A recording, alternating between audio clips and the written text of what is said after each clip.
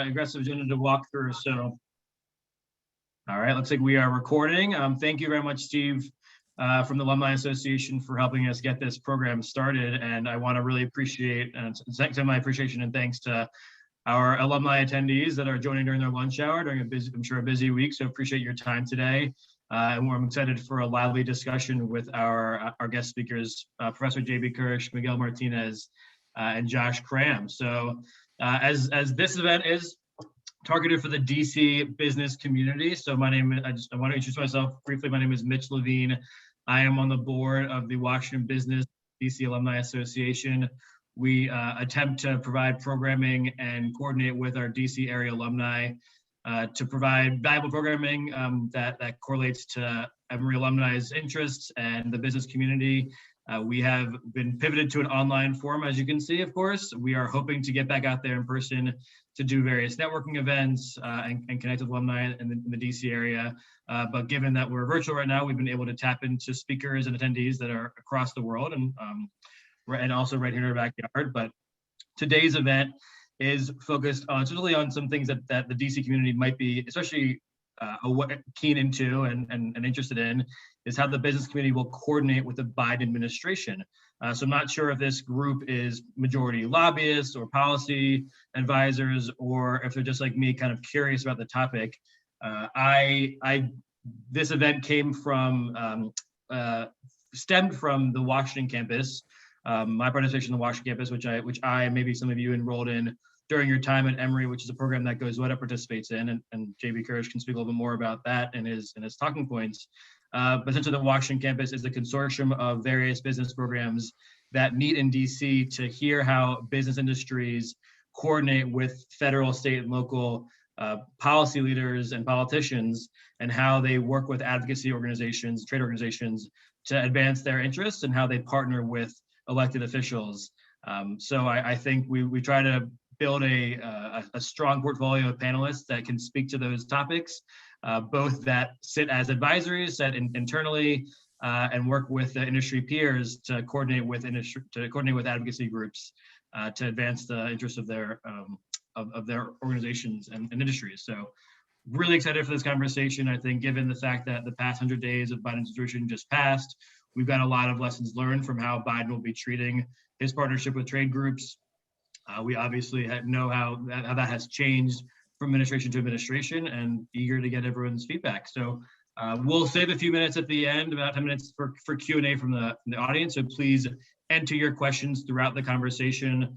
We'll be sure to come back to several of them at the end of the conversation.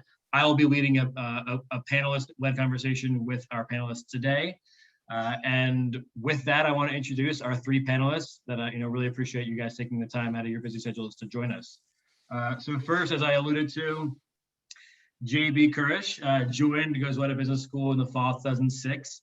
He is a professor in the practice of finance and has served Goizueta in leadership roles as the Associate Dean of the full-time program, and more recently as the Senior Associate Dean of Executive Education. Additionally, in addition to Professor Kurish's primary teaching focus, which is in finance, he is expanding his teaching into course related to schools, Business and Society Institute. Professor Kurish is also the past chair of the Washington campus and has served on the executive committee for the past 8 years. And as I mentioned, the Washington campus is a consortium of 17 business schools that believe leadership and understanding of the linkage between business and government. Thanks for being here, Professor Kurish. We also have Joshua Kram, a 7 MBA. He is the executive director for Middle East Affairs at the U.S. Chamber of Commerce, where he oversees programs and policy initiatives to broaden commercial relationships between the U.S. and markets in the Middle East. Josh advises corporate leaders on public affairs, regulatory, and business development matters. He has led the Chamber of Commerce business initiatives such as the Middle East Commercial Center and Alliance of Business Leaders working towards a greater interregional trade and economic integration. Thanks very much for joining us, Josh. And lastly, we have Miguel Martinez Jr., who is the director of PricewaterhouseCoopers Government Regulatory Affairs and Public Policy Group. This team works at the intersection of policy and business, representing PwC as it engages with Congress, the White House, federal regulation agencies, and state and local governments. He is an attorney and a lobbyist with more than a decade of experience in the private and public sector, having worked in a private law practice on Capitol Hill as tax counsel to Congressman John Lewis. and sat on the House Ways and Means Committee. Sorry, when Congressman Lewis sat on the House Ways and Means Committee, and he's been a lobbyist since 2013, working in the financial services and technology areas. So again, we've had a great group of panelists that have both industry and academic experience and have worked across industries and sections. So I will be doing my best to stay out of their ways and have their expertise and thought leadership on policy work and how we can how the business community can plan to coordinate with the Biden administration shine through. So with that, I'll kick it over to the panelists. And I thought a healthy way to start us off the conversation is if you wouldn't mind, taking a 2 to 3 minute summary of kind of your day-to-day job, what are best practices for engaging in advocacy work at the federal level, and what is your role facilitating that? And I think I'll start with Josh. Well, thanks, Mitch. And it's great to be here, and it's great to connect with the Emory Goizueta alum network in DC. I love my time at Goizueta in Atlanta, and I'm just delighted that there are opportunities like this to connect with alum out there locally. So thanks to Mitch and to Steve for putting this together, and it's great to be with Miguel and Professor Kurish. So I work at the Chamber of Commerce. Many of you may be familiar with the Chamber. For those that aren't, it's the largest business advocacy group in the country. We represent the interests of about 3 million companies of all shapes and sizes and all sectors of the economy on a pretty broad range of policy issues vis-a-vis the US and foreign governments. The Chamber just celebrated, I think it was last week, its 109th anniversary. And it was created by, a group of American industrialists at the behest of President Taft, who said, I need a way to talk to the business community. And so you had the so-called business community that got together and created the Chamber of Commerce to provide a voice on a range of different policy issues.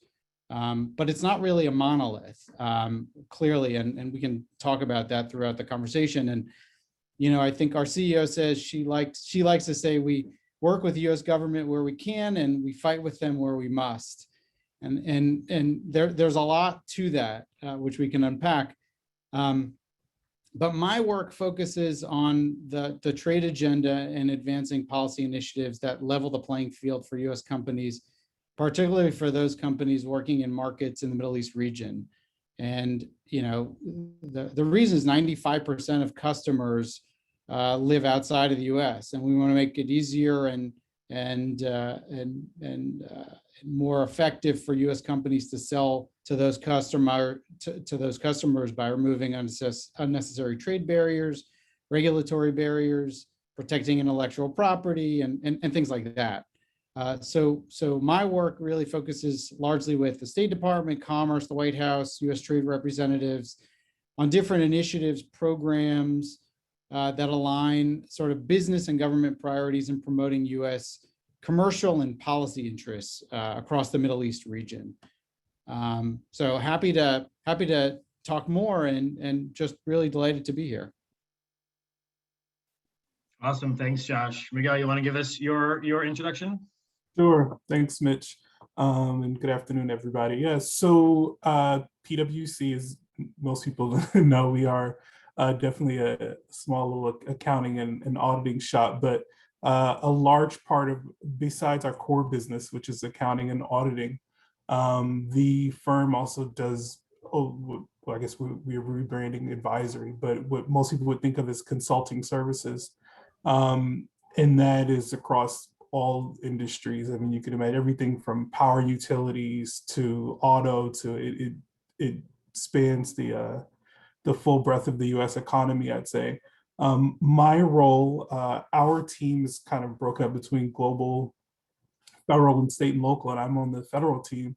And so our mission is twofold, right? I'll say we are internal. So it's not on the client-facing side of the firm. Most of our advocacy and policy work is focused on PwC's own bottom line.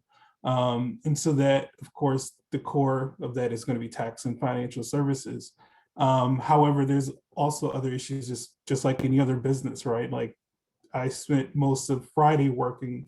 I handle immigration issues as well, and I, get a call from our general counsel's office like, "Hey, India's on fire. We may not be able to get employees out of India. People are, need help in that." And so that's, you tag team and work across different functional groups to handle issues like that. And then there's also the part of our team that is a support system to all of the partners of the US and Mexico firm, primarily US. And so my day can also involve fielding calls from different partners who are looking for policy updates with respect to different things. Like right now I'm doing a lot of work about different proposals from the Biden infrastructure plans and what that might mean for people for their, whether it be from the tax proposals to, plans to invest in broadband and what have you. Great, thanks, Miguel. I'm sure you see a lot coming across your desk as policies change and as your team needs to be aware of those shifts and their impacts to your day-to-day. So appreciate that and looking forward to hearing more about it. And Professor Kurish, I know you're not a policy lead or an industry policy advisor, so to speak, but you've worked for the past 8 years with Washington campus peers and have seen folks from, I know when I was at Washington campus, Congressman John Lewis was there. We had people from the soda lobbying organization, the National Restaurant Lobbying Organization, kind of come in and represent their interests. Curious if you wouldn't mind providing some context about how you've worked with those peers and maybe how that's shifted over the past few years. Sorry, I think you're on mute, Professor Kurish.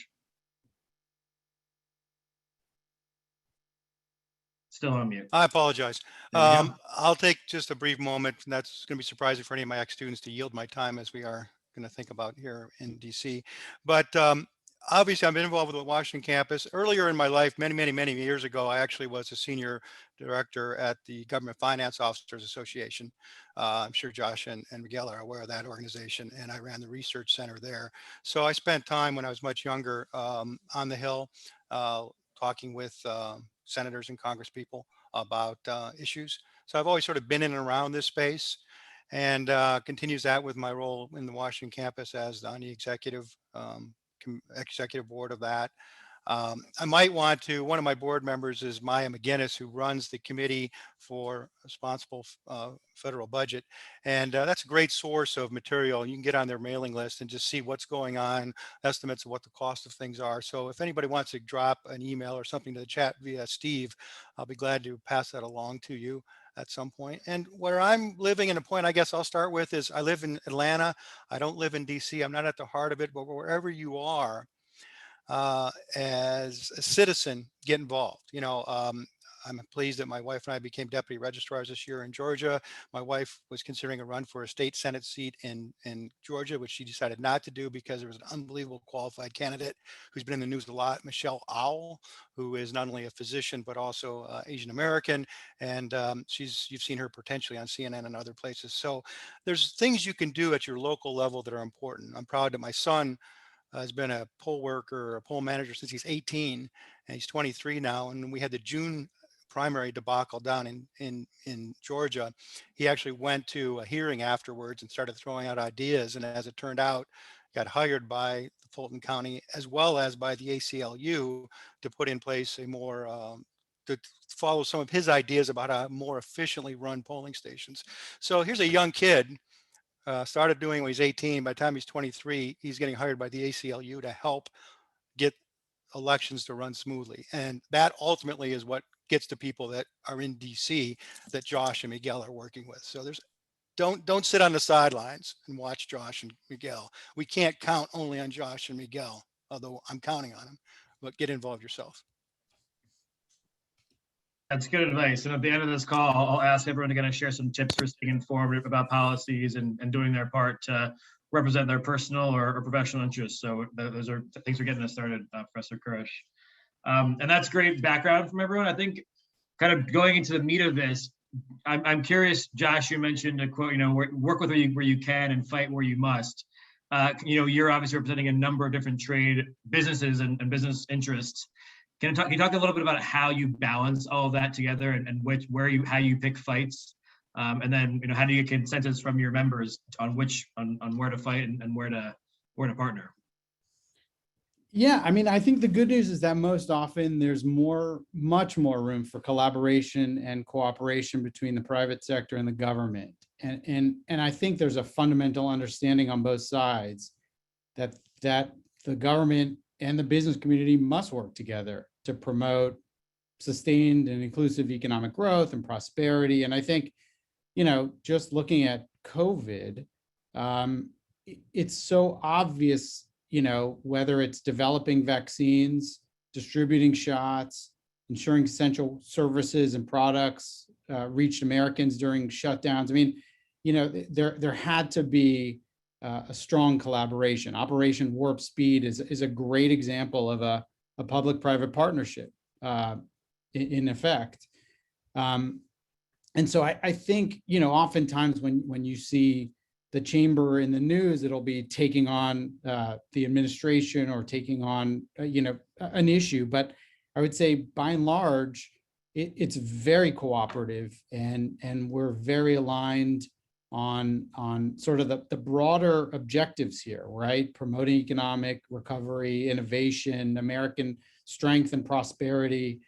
And so I think that's the fundamental belief that I have.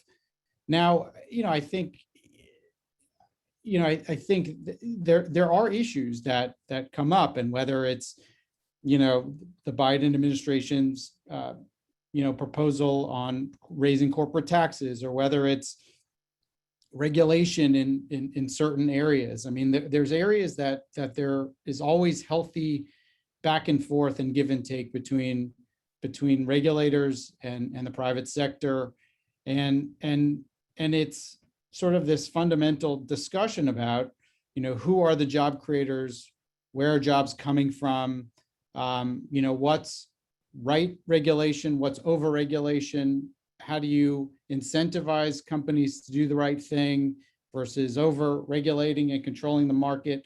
There's those fundamental discussions and debates that have existed for forever and ever and ever. I'm a Democrat at the chamber, which is typically, more aligned with the Republican Party. I guess it's historically been that way, though there's changes. And I think, I know that, Steve, Mitch, we were going to talk about sort of the bipartisan piece of this thing, but I think that's changing. And I think, groups like the chamber want to rebuild the center where actually legislation's moving, Washington's working, and things are being accomplished on behalf of the American people. So I like actually being a centrist Democrat at an organization that's been a little bit more right of center typically, because I think you get a really interesting perspective, and with people that have, that vote differently from you oftentimes, even though in the last election, I think most didn't. But it's a fun place to be in. I think really the nexus between government and business is a really interesting place to live in now, especially as we're coming out, hopefully, of this COVID pandemic. Yeah, I agree. I definitely want to get into the bipartisan conversation. There's some lessons learned. I don't know, Josh, how you're influencing it. JB, how some of your peers maybe, and what considerations you have. I also kind of taking a minute to kind of understand the flip side of, Josh, you represent a number of businesses. Miguel, you are representing a single business with multiple interests. Curious, how do you partner with other advisory firms? How do you escalate issues internally and share them with an advocate, someone like Josh or Josh's organization, and kind of that process, that the balance that you play as an internal advocacy lead, and also someone who kind of processes policy shifts to your internal stakeholders?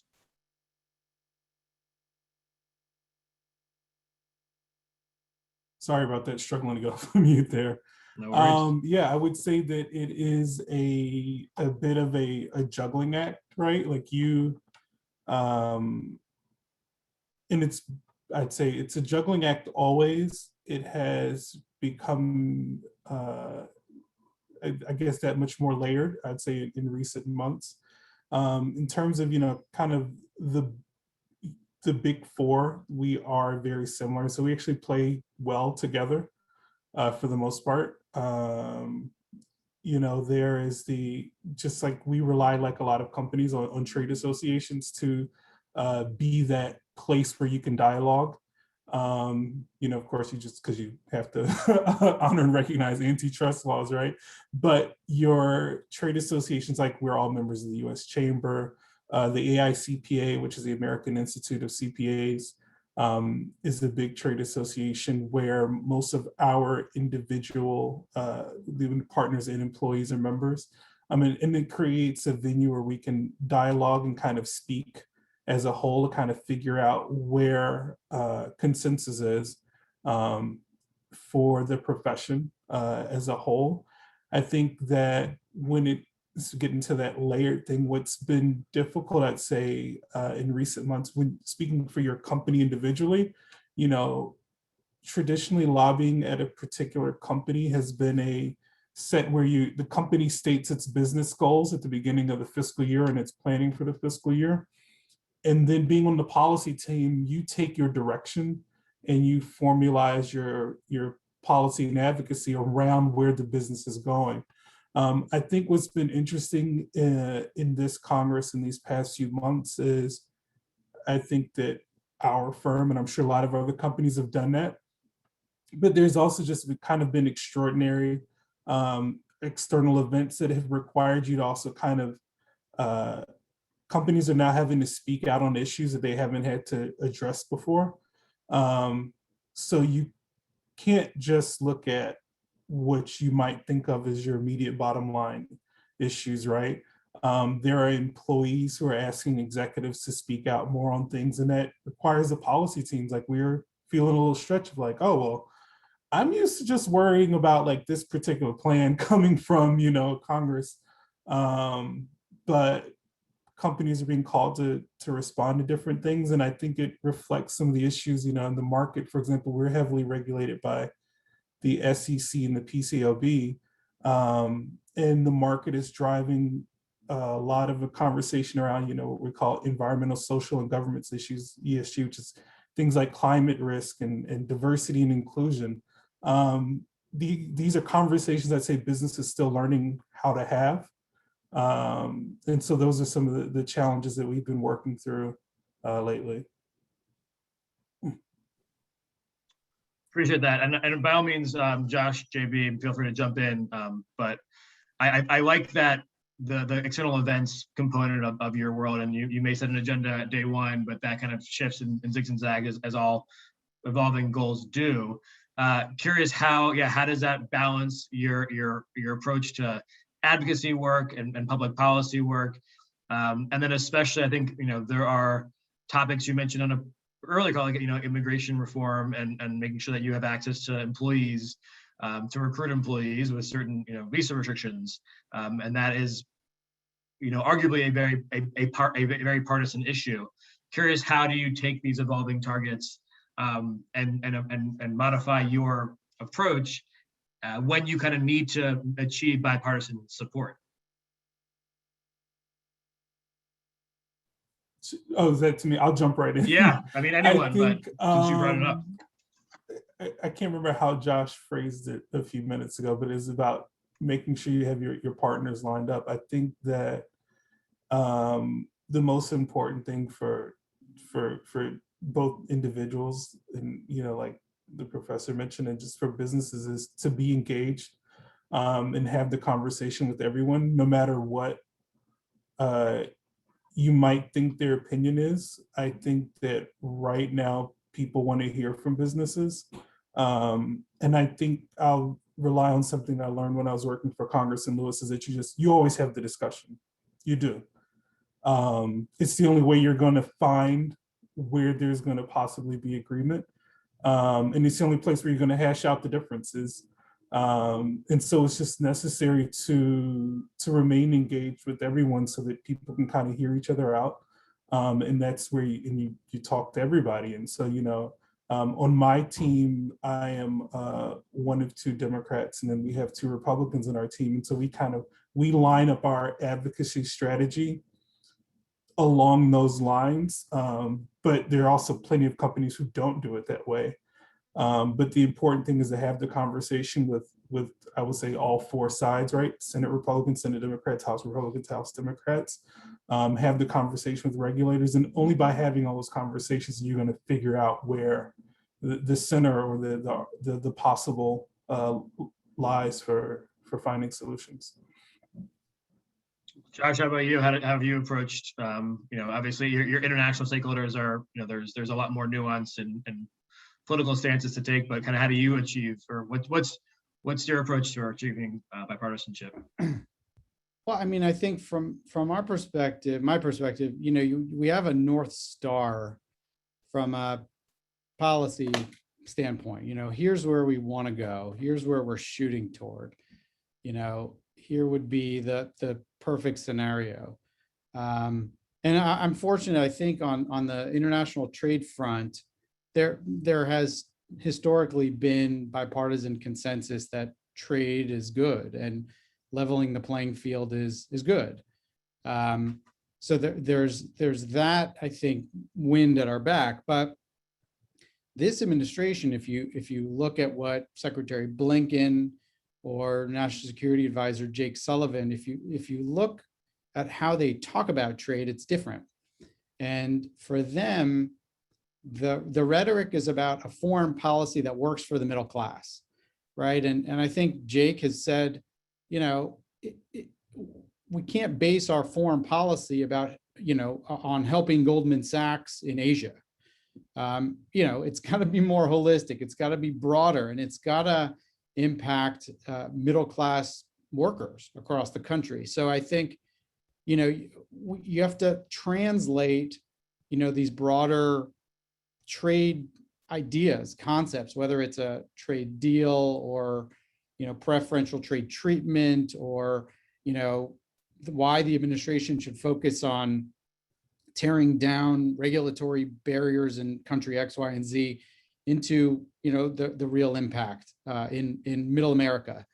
And that's, you have to put your thinking cap on and really come up with case studies and specific examples and stories of not just the multinational companies, the Fortune 100 companies that are operating in all these markets, but how these things really benefit the small and medium-sized companies around the country and the job creators out there. So I think that's the name of the game, is really keeping that North Star, in front of you, but figuring out messaging and really the tactics to make the case, with this administration or that administration or this Congress or that Congress. Yeah, storytelling is so critical, and the message perspective is, and I'm sure that applies to both public messaging, at press conferences and the like, and then direct appeals to, representatives. JB, any thoughts on kind of the academic best practices, if those deviate, or anything that you've kind of gleaned in your time with the Washington campus about how to achieve bipartisanship? Well, I guess I'm kind of interested in, I have to realize that when I was walking the halls in Washington, DC, it was the 1990s, okay, Josh and Miguel. And obviously I'm there as well with the Washington campus now. But one of the things I sense, and from talking with people who've been there longer, and you all have been there, Josh and Miguel, for a while, but you work with colleagues, I'm sure, who have been there even longer. And the concern I've been hearing for the last decade or so, even before where we are right now or where we were in the previous 4 years, is that, it is, the environment is just gotten to be so extreme and some levels toxic, that this is incredibly a tougher world to try to find a way to work across the aisle. It's a little harder to sort of bring those diversification issues and people together. And that's our biggest concern. I think the reality is, Josh, you took a shot at Goldman Sachs. I used to be an investment banker. My wife was an MD at Goldman Sachs. It's okay. I understand, and I agree with you. Okay.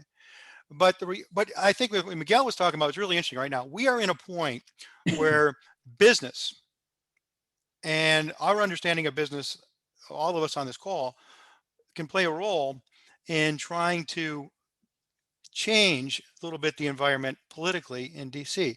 You know, as an ex-banker, as a finance professor, I'll always hear about how bad business is. And the reality is every organization is bad. I can find a lot of bad governmental organizations.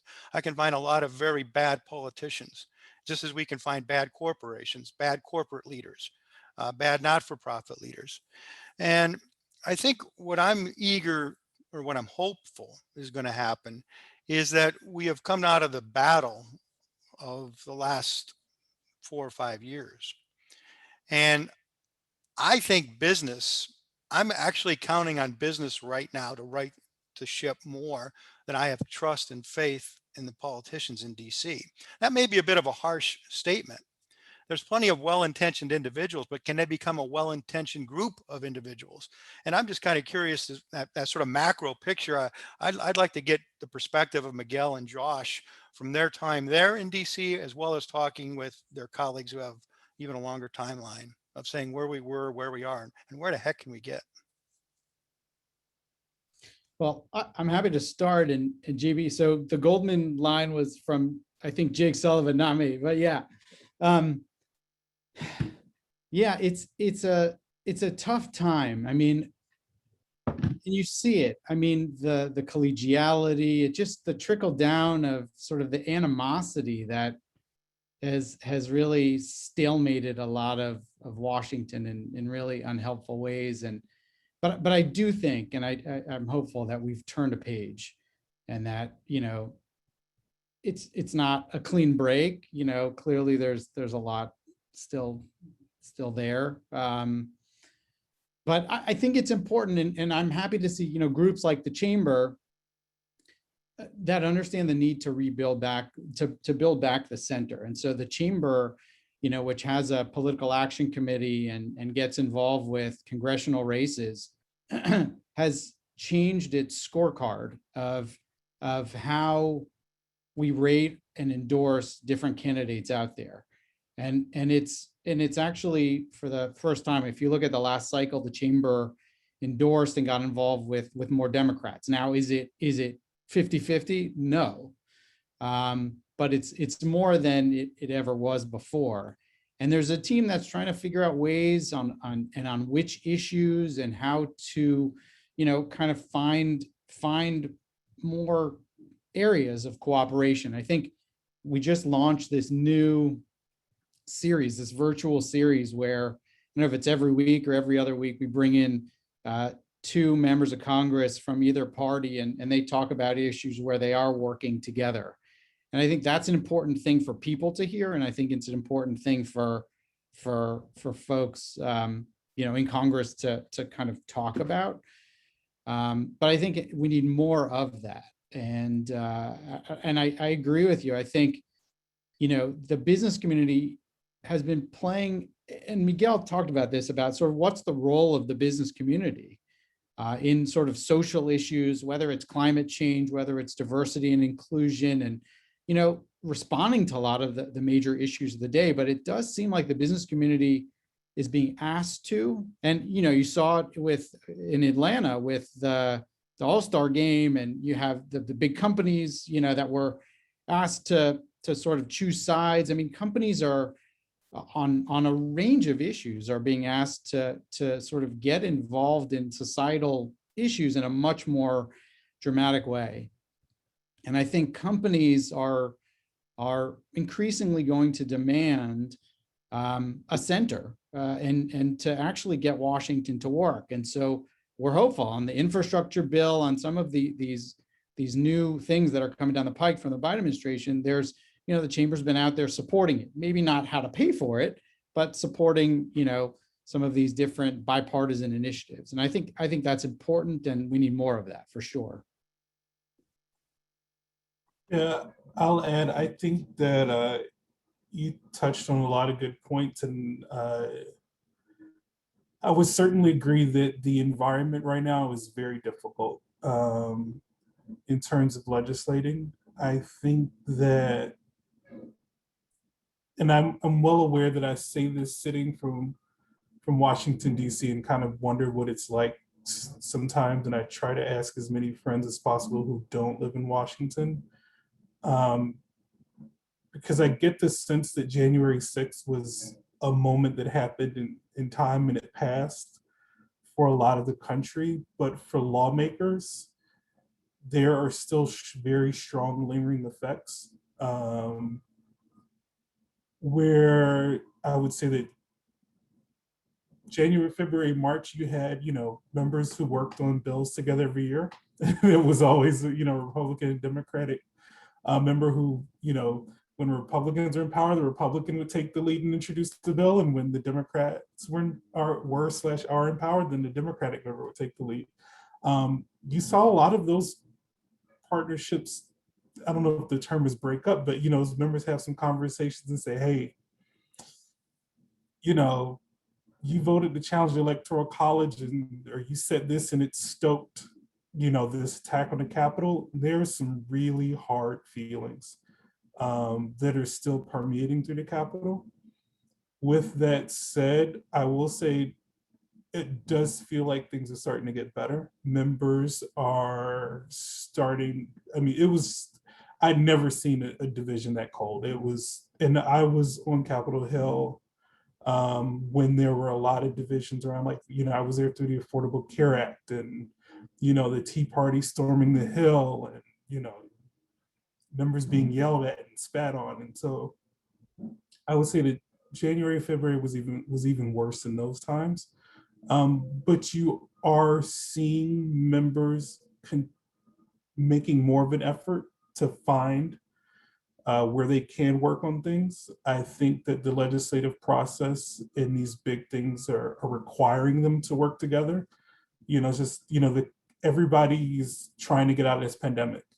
And I think that is, the pandemic and the need for economic recovery is forcing them to do these things. And so, there is some positive things saying okay, they're having these conversations. I think it's going to take a while for them to get there, right? I think, some of these projects you hear Congress talking about would have taken 3-4 months. Now they're going to take maybe 6 to 9 months. And, to be frank, once 2022 comes, then you're in the election season and who knows. But they are working, and yeah, business, I would say that they are actually turning to business to speak up on things. And, I don't know, some people may remember the Business Roundtable put out a statement, I think 2 years ago, saying, companies should speak out more on issues. And I'd say that, we talk about these things traditionally, some of these issues like voting rights and things as social issues increasingly. People in Capitol Hill and then the administration are talking about them as economic issues or public health issues and saying, okay, you got to have an opinion on this because this is about the core of our economy. Redlining practices has an impact on housing values and economic development, and you have this many employees there. So what's your opinion? It's not enough to say oh, that's not me, or whether or not you are a bank. They want you to have an opinion on these things. And so the conversations are happening and are happening more frequently and getting deeper. And, people have differing opinions on that, but personally, I'll say, wearing my Miguel hat, that it is a sign of progress. How do Miguel and Josh, how do your groups kind of take information from, I guess, fringe or smaller minorities that have a bigger microphone now? Obviously, there are groups that have, amplified voice on social media. Are you listening to those? Are those affecting your policies? Where is that push and pull from sourcing topics to get involved in? Curious you would take there. Could you restate that again? Sorry, I caught part of it, and I think I might have missed something. Yeah, so talking about, you're being pushed and pulled into various topics. Just curious if any of those topics are being raised by smaller minorities that are being more vocal, using social media, using kind of the voice of collaboration. Obviously, some of those make their way to Congress, and there's public officials make speech on them, have stance on them. But curious if you're hearing any kind of fringe groups permeate your walls and impacting your approach. No, I'll say I don't think it's a thing of fringe groups, but I think there are things that people might have thought of perhaps as before as being raised by fringe groups are now, they're coming from companies' own employees, right? They are coming from their the other companies who they work with, their customers. So, you know, if you're B2B, yeah, the conversations are coming from, we're private, of course, we're partnership, but for public companies, it's coming from investors, and even inside of a private company. I mean, I've heard partners talk about issues that I didn't hear them talk about, you know, before 2021, or even I say before 2020. A lot of things have since the pandemic have. There's been a lot of company issues and topics that I think before you're like, hey, we don't talk about that at work or over at the dinner table. And right, you're there being now. pulled in. Yeah. Great, and I think we're getting some questions in the chat. Appreciate it. Keep them coming in. A few minutes. We'll deviate. We'll go to the panel and or go to the audience questions. I think, you know, you talked about a lot of the changing dynamics and whether it's, you know, on a weekly basis or as topics kind of coming and fro. Like, I think kind of using the name of this panel is how coordinating with the Biden administration. Curious if your role has changed significantly over the past 6 months. I imagine it has, in preparing for and responding to the shifts in policies. And then if you can speak a little, and maybe, you know, what industries or what areas have kind of required most of your attention. And the second part is, what's your plan for the next step? Obviously, there's going to be an election again in 2022. How do you keep on planning for this continuous cycle, and where you may have to fight against the policy you maybe just fought for not too long ago? Josh, you want to take that one? Sure. Well, I've spent most of my time working on the Middle East, and you know, the Biden administration has a very different approach to the Middle East than the Trump administration did. They're deprioritizing the Middle East as sort of an area of focus for them, and they're realigning U.S. interests in the Middle East. You know, the most obvious is Iran, right? There's active negotiations now taking place in Vienna to get the U.S. back into the Joint Comprehensive Plan of Action, the so-called nuclear deal that the Obama administration signed and that the Trump administration pulled out of. It creates a whole new landscape and a whole new sort of new opportunities, new challenges. You know, it's funny, the approach, what I found is that the Trump administration, especially on the Middle East, I mean, Jared Kushner played an oversized role. And, you know, Mohammed bin Salman, the crown prince of Saudi Arabia, would send a WhatsApp to Jared and bypass sort of the normal bureaucratic systems of government. And so I actually think bureaucracy can be helpful in a lot of ways. And so the Biden administration, you know, they brought a lot of people in that are, you know, from the Obama administration, people that know their way around, and they've sort of reinstituted the systems. And I actually think that benefits organizations like us and coalitions and associations. And so in my mind, really one of the biggest changes and the biggest impacts has been sort of a return to a normal policymaking process.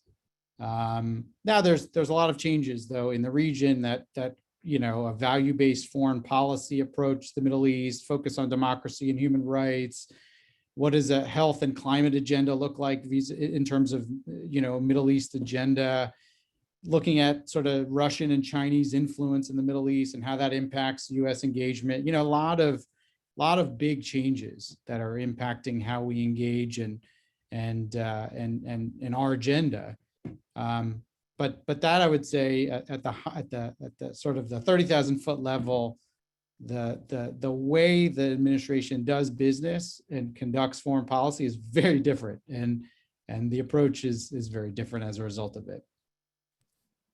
Yeah, that goes on the domestic side. So it has definitely been a return to kind of traditional channels in ways of operating. I think the challenge with the previous administration had been the decision-making process was completely different and at times hard to pin down, and it could vary on whether you were talking tax or trade or energy. It was tough. Whereas now the Biden administration, I think, has made a point to say, here is our structure. These are the people handling these issues. Like if I have a partner call me and say, hey, can you get me some insights on, what the Biden administration thinks on, digital taxes in Europe? It's like, oh, okay, I know I can go to this person and these are the people who are involved. And that has been helpful. Yeah. So it sounds like there's been just as much change to the policies as there has been to the process. Yeah, I would agree with that. Well, great. Thanks so much for that feedback. I don't know if anyone else has anything to add at all. We have about 10, 15 minutes left. So we've got some questions from the audience, which I'm going to briefly shift to. And I like this one from Bernie. Thanks for posing it. The question is, given the focus on increasing corporate tax and capital gains by the current administration, is more lobbying being diverted to protect profits as opposed to climate issues, social justice issues, and potentially trade? So I'm curious if that shift is going to impact your resourcing. I guess the tax guy just spoke up. So yeah. No, I wouldn't say if it's, I just want to read it again, it's more lobbying being diverted to protect. No, I think that it's all, again, going back to how I said, whereas these issues used to be talked about in silos, the conversation now isn't, are we going to increase taxes or are we going to do this?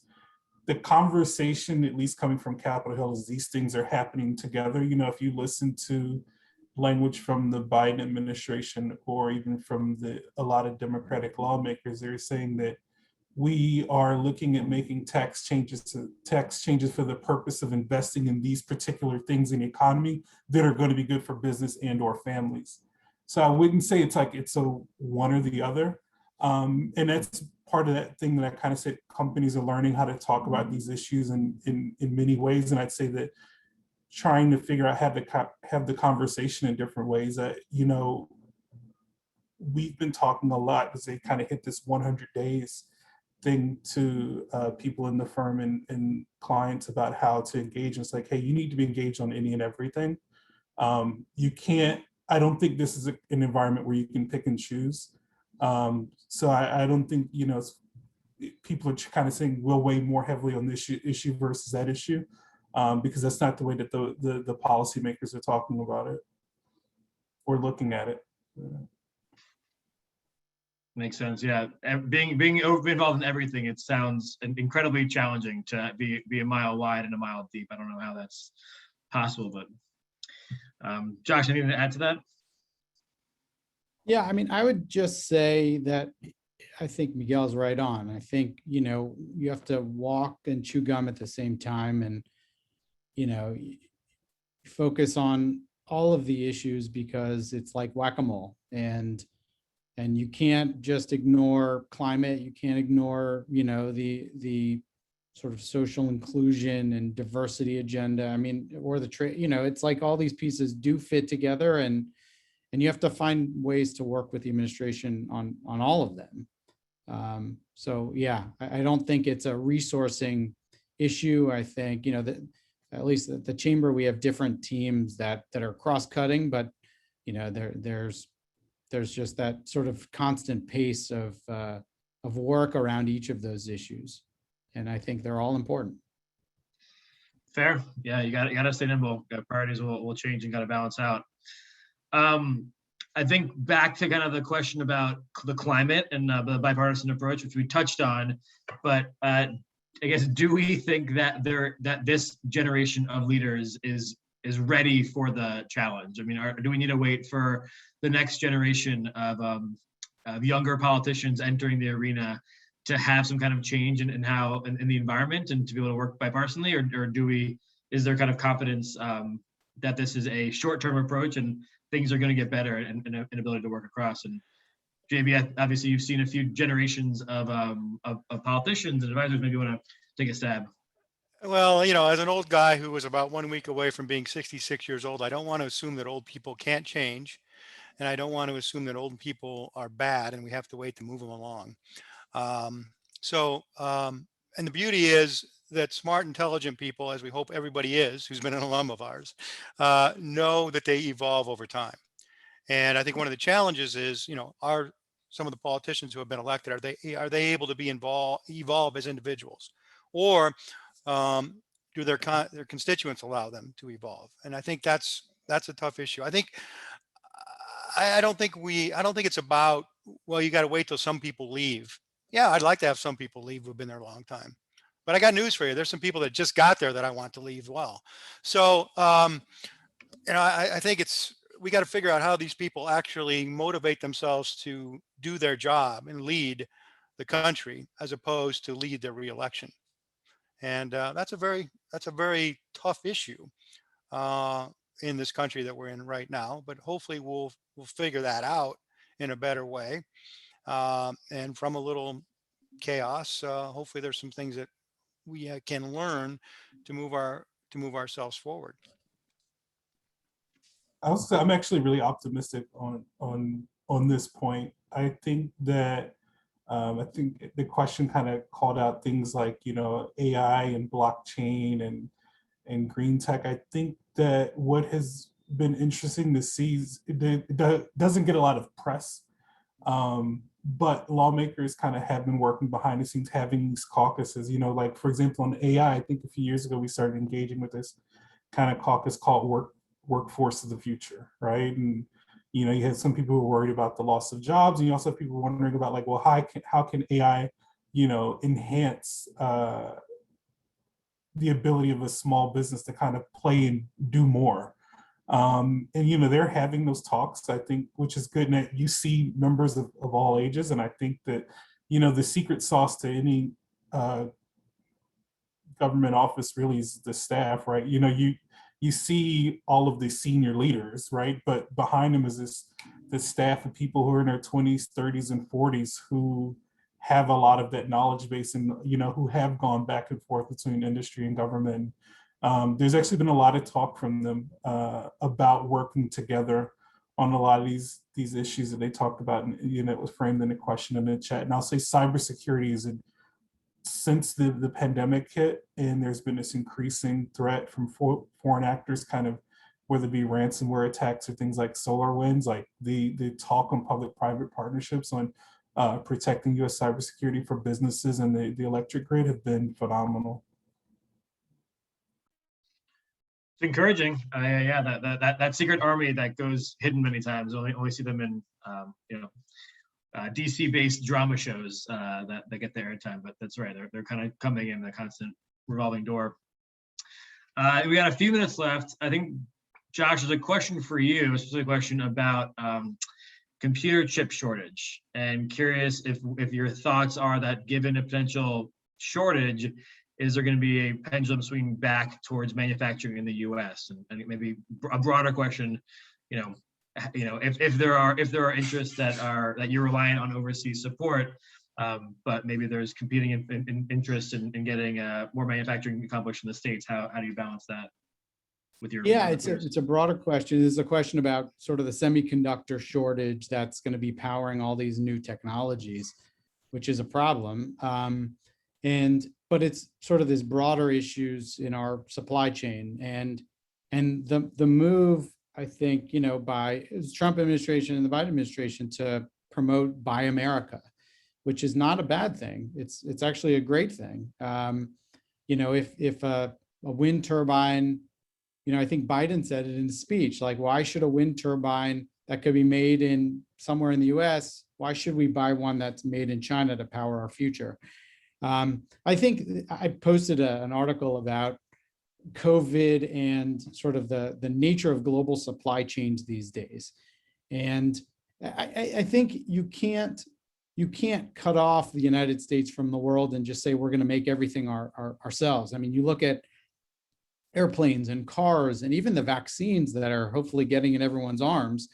I mean, there are a ridiculous number of component pieces that are coming from all parts of the world. And these are supply chains that have been built up over time and for good reason. So, you know, I think there's a really interesting conversation happening right now about, you know, how do you ensure the continuity of those supply chains, the resilience of those supply chains, but also find ways to bring back, you know, critical manufacturing into the United States.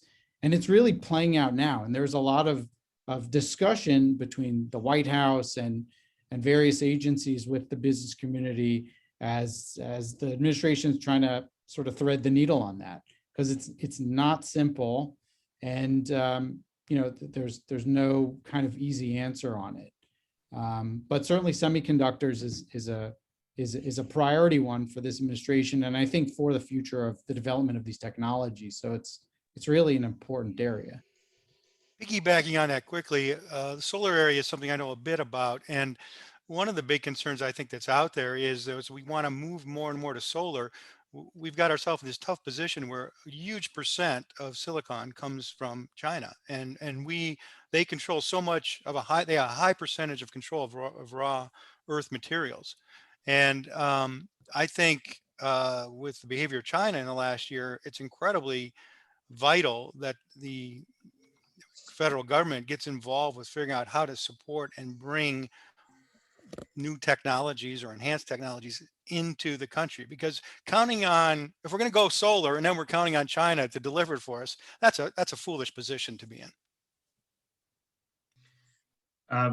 Appreciate great points, guys. I really want to appreciate I think we're at 2 minutes left, but wanted to thank you all for your thoughts and expertise and the questions from the audience. I am by no means an expert on the topic, just kind of curious alumni, and really glad we can get 3 thought leaders in this space and benefit the Emory DC Alumni Network to bring their thoughts and join us for today. So appreciate you all joining us as attendees, and Josh, Miguel, and Professor Kurish.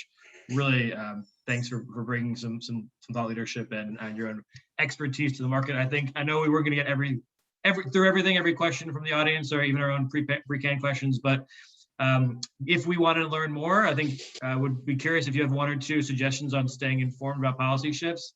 JB, you had already mentioned Centers for Responsible Financing listserv. Any other resources you want to add just for our alumni to stay connected? Well, I think the Committee for Responsible Budget is great. I also think reading James Holman from the Washington Post, and you can get onto his drop list every day. Many of you probably have seen him because he tends to be a guest speaker when we do Washington campus visits these days, or in the past days. But awesome. James Holman's good. Josh, Miguel, any tips? Any resources? I mean, I think we live in an age where there's so much information out there. There's so many newsletters on niche topics and this policy area or that policy area. You know, there are ones that I read religiously about what's happening in the Middle East and sort of broader trade policy, Axios and Politico, and they do great jobs. But I find that like whatever you want to know about on whatever policy vertical, there's a newsletter, and that's out there. So go find it. And, you know, I think that's the best thing is just to stay part of that conversation, you know, and I don't do social media well, and I probably am missing out on 50% of the conversation, but I do the best I can and try to pick up things I can. But those newsletters have been, they're very helpful and to sort of staying on top of things. Yeah, I would echo that. I will admit to being a Luddite who still likes to read the newspaper in print, but you know, a lot of the policy and you know, news and business news, so much of it is those subscriptions can be expensive. I think that for anything that's low cost or free, you know, one of the best things I think that, and I've suggested this to other friends who have businesses of all sizes, especially a lot of startups, Politico has a part of their website where you can sign up for these things like morning tax, morning cybersecurity, morning finance, morning trade. those little targeted newsletters, they'll get something in your email every day at 10 a.m. There's also like, you know, you can, and those are free. And I just think that is a great way to have your finger on the pulse of, you know, kind of what's coming around the pipe and coming around the corner rather, and what direction things are going. And I think it could just be a great resource for people, no matter what your industry is. That's great. And as JB said, no matter your age or industry, you can get involved in local elections or on your county election officials. So yeah, hopefully everyone can stay involved in their area, and really appreciate, again, your thought leadership in getting the ball kicked off the ground. And I know we're just over time, maybe a minute or two after. Steve, if you want to take us home and provide some updates about the Alumni Network so everyone can stay involved and participate in future events. Definitely, and I want to echo, Mitch, your sentiments. Josh, Miguel, and JB, thank you so much for lending your expertise and your time. I'm going to make this brief. As you see on the screen, a couple ways to get engaged. This is presented by the Emory DC Business Network, and it's one of 13 active networks in the region, in addition to 7 board committees that, when we move back to a time of in-person gatherings and opportunities in the near future, we're looking at hosting between 2 and 4 opportunities around the DMV in the month. But we have networks in every major metropolitan area and across identity and affinity and industry connections. So reach out to our team at Regional Networks at emory.edu. And during this virtual time, check out emorycollective.com for all of our events and opportunities in a virtual space from around the university and for our Emory network. So I'll end on that point. I want to thank everybody for joining us today. A recording of this will be up on Emory Collective next week, and I hope to see many of you at a future upcoming virtual event or soon in person here in DC or wherever you reside. So enjoy the rest of your afternoon. Thank you, Mitch, for pulling this great event together. Thanks, everyone. Thanks, Steve. Thanks. Have a great day. Thank you, everyone.